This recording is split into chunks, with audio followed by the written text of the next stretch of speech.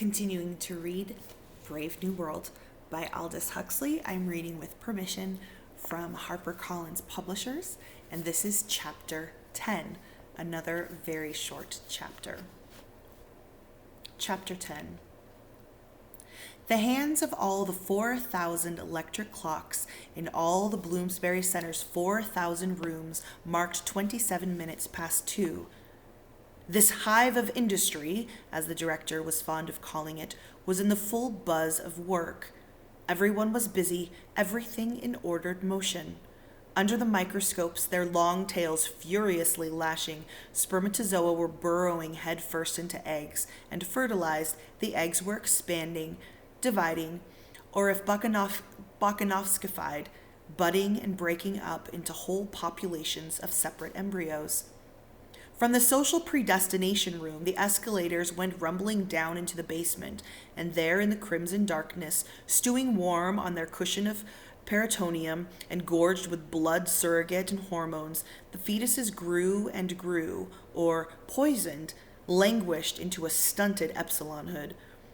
With a faint hum and rattle, the moving racks crawled imperceptibly through the weeks and the recapitulated eons to where, in the decanting room, the newly unbottled babies uttered their first yell of horror and amazement. The dynamos purred in the sub-basement. The lifts rushed up and down. On all the 11 floors of nurseries, it was feeding time. From 1,800 bottles, 1,800 carefully labeled infants were simultaneously sucking down their pint of pasteurized external secretion.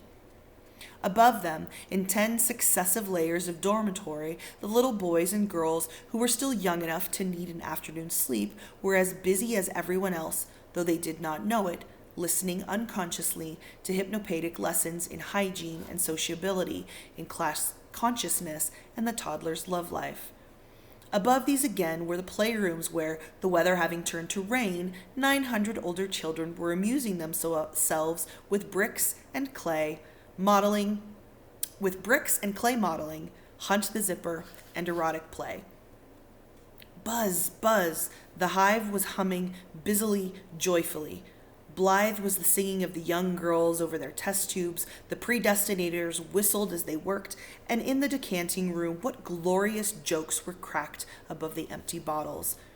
But the director's face as he entered the fertilizing room with Henry Foster was grave, wooden with severity. A public example, he was saying, in this room because it contains more high-caste workers than any other in the center. I have told him to meet me here at 2:30. He does his work very well, put in Henry, with hypocritical generosity. I know, but that's all the more reason for severity. His intellectual eminence carries with it corresponding moral responsibilities. The greater a man's talents, the greater his power to lead astray. It is better that one should suffer than that many should be corrupted. Consider the matter dispassionately, Mr. Foster, and you will see that no offense is so heinous as unorthodoxy of behavior. Murder kills only the individual, and after all, what is an individual? With a sweeping gesture, he indicated the rows of microscopes, the test tubes, the incubators. We can make a new one with the greatest ease, as many as we like. Unorthodoxy threatens more than the life of a mere individual. It strikes at society itself. Yes, at society itself, he repeated. Ah, but here he comes. Bernard had entered the room and was advancing between the rows of fertilizers toward them. A veneer of jaunty self-confidence thinly concealed his nervousness. The voice in which he said, "Good morning, Director," was absurdly too loud. That in which, correcting his mistake, he said, "You asked me to come and speak to you here," ridiculously soft, a squeak. "Yes, Mr. Marks," said the director portentously. "I did ask you to come to me here. You returned from your holiday last night, I understand." "Yes," Bernard answered. "Yes," repeated the director, lingering, a serpent, on the S. Then suddenly raising his voice, "Ladies and gentlemen," he trumpeted, "ladies and gentlemen." The singing of the girls over their test tubes, the preoccupied whistling of the microscopists suddenly ceased. There was a profound silence. Everyone looked round. "Ladies and gentlemen," the director repeated once more, "excuse me for thus interrupting your labors. A painful duty constrains me. The security and stability of society are in danger. Yes, in danger, ladies and gentlemen. This man," he pointed accusingly at Bernard, "this man who stands before you here, this Alpha Plus to whom so much has been given, and from whom, in consequence, so much must be expected, this colleague of yours, or should I anticipate and say this ex-colleague, has grossly betrayed the trust imposed in him. By his heretical views on sport and soma, by the scandalous unorthodoxy of his sex life, by his refusal to obey the teachings of R. Ford and behave out of office hours even as a little infant," here the director made the sign of the T, "he has proved himself an enemy of society, a subverter, ladies and gentlemen, of all order and stability, a conspirator against civilization itself. For this reason, I propose to dismiss him with ignominy from the post he has held in this center.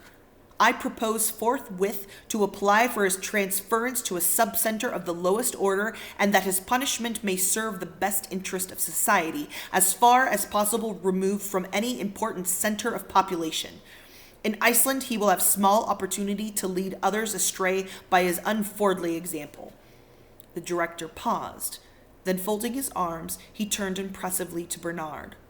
"Marx," he said, "can you show any reason why I should not execute the judgment passed upon you?" "Yes, I can," Bernard answered in a very loud voice. Somewhat taken aback, but still majestically, "Then show it," said the director. "Certainly, but it's in the passage. One moment." Bernard hurried to the door and threw it open.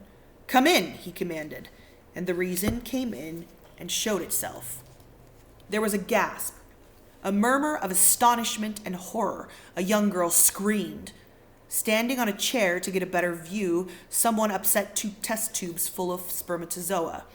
Bloated, sagging, and among those firm, youthful bodies, those undistorted faces, a strange and terrifying monster of middle-agedness, Linda advanced into the room, coquettishly smiling her broken and discolored smile, and rolling as she walked, with what was meant to be a voluptuous undulation, her enormous haunches. Bernard walked beside her. "There he is," he said, pointing to the director. "Did you think I didn't recognize him?" Linda asked indignantly, then turning to the director. "Of course I knew you, Tomakin. I should have known you anywhere among 1,000. But perhaps you've forgotten me. Don't you remember, Tomakin, you're Linda." She stood looking at him, her head on one side, still smiling, but with a smile that became progressively, in the face of the director's expression of petrified disgust, less and less self-confident, that wavered and finally went out. "Don't you remember, Tomakin?" she repeated in a voice that trembled. Her eyes were anxious, agonized. The blotched and sagging face twisted grotesquely into the grimace of extreme grief. "Tomakin!" She held out her arms. Someone began to titter.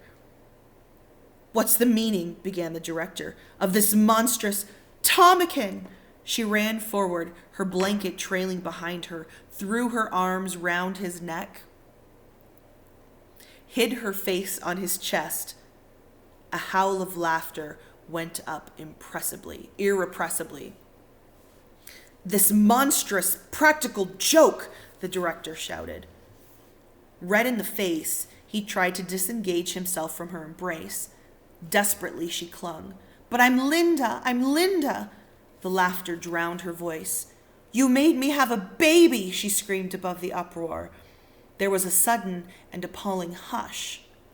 Eyes floated uncomfortably, not knowing where to look. The director went suddenly pale, stopped struggling, and stood, his hands on her wrists, staring down at her, horrified.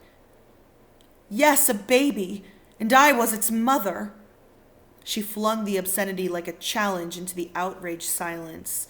Then suddenly breaking away from him, ashamed, covered her face with her hands, sobbing, "It wasn't my fault, Tomakin, because I always did my drill, didn't I? Didn't I?